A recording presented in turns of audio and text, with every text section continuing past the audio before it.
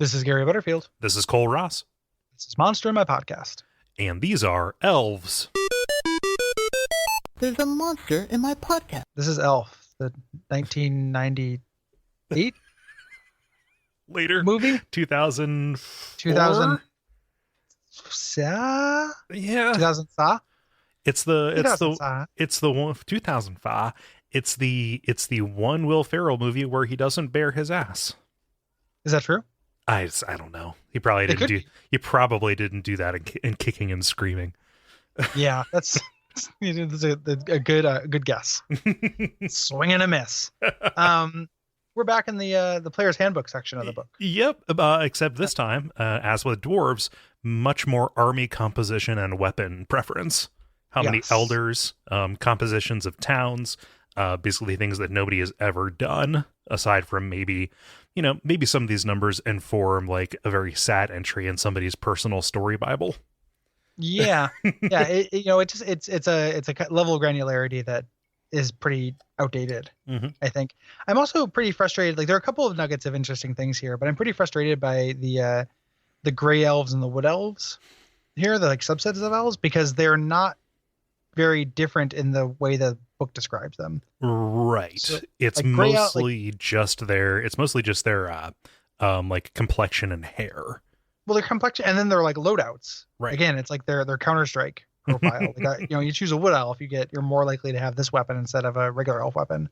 But like wood elves are very different. Like, they're like the savage, like feral forest elves. Like, they're more naturey and more militant, everything like that. And this says nothing about that. Right. It's kind mostly, of a bummer. Wood elves are independent and value strength over intelligence, which gets at a little bit of that, but it doesn't talk anything about like, me being an EverQuest boy, I think about like Kelethin versus whatever the high elf place was. Exactly. Which Kelethin versus the high elf place. Yeah, exactly. Which I think everybody knows. Was over there on Fadewar, and you had the gnome place down there too. Kelethin is a household world. A household world. Yes. In a world. In a world within your house. Yes. Contained within these walls. Yeah. A pocket world inside your house. Mm. You just like lay a bunch of dishes down on like this continent and have the people eat all the food and create civilizations that live and die to clean your dishes. Oh man. Be still my heart. Into it. Here are the two things I found in this entry that are interesting. You can tell me if they're the same ones you found. One, elven women are the equal to male counterparts in all aspects of warfare. In fact, some bands of elves contain units of only female fighters who will ride on mounted unicorns. 10 to 30 elf maidens who will be encountered. The legends of the destruction wrought by these elven women are rampant among enemies of the elves. Way into that. I like that a lot. I'm so on board. However, I'm not going to rush to Reddit and write a screed about this, but the fact that they get unicorns implies that there's something more than equal. Oh yeah. Guess that's true. It's not a unicorn in every pot. Like, yeah, especially because unicorns in pretty much any setting, and except Unitopia, is like they're still like unique beasts, right? Oh yeah, like they're all named. They each have an individual like flavor profile and scent. Unicorns are unique. Yeah.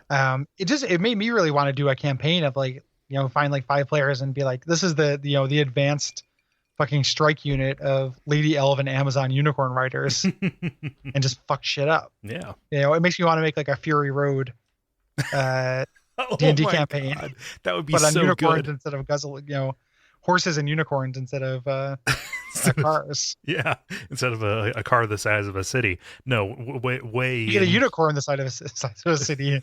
Oh, the monocorn? Yeah. Yeah.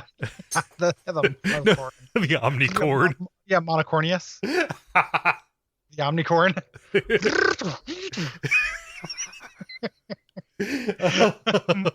The tidbit or the nugget that I got was that high elves usually typically set 2 to 12 giant eagles as guardians at their encampments. That's real good too. Which again, you have to be really in touch. You really have to be in touch with your shit in order to boss those things around.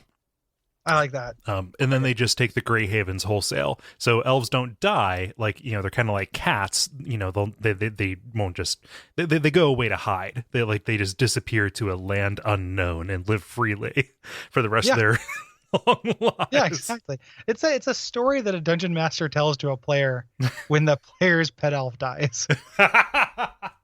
like that's not true. But they just go in the dirt like everybody else. But Jim, what happened to Pointy? Shadowflight is just at the farm, right? Like he's at the farm, right? Glurwing? We'll get you a new one that looks exactly like him. Grab a net. Racist. Brought to you by our backers at patreon.com/duckfeed.tv.